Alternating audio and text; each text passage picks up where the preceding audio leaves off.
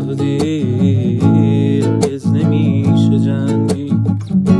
دنیا فقط دو روزه.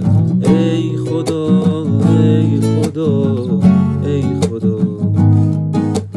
وقتی میگن به آدم دنیا فقط دو روزه، آدم دلش میسوزه.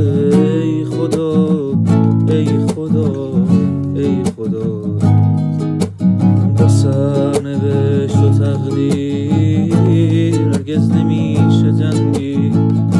دنیا فقط دو روزه. ای خدا ای خدا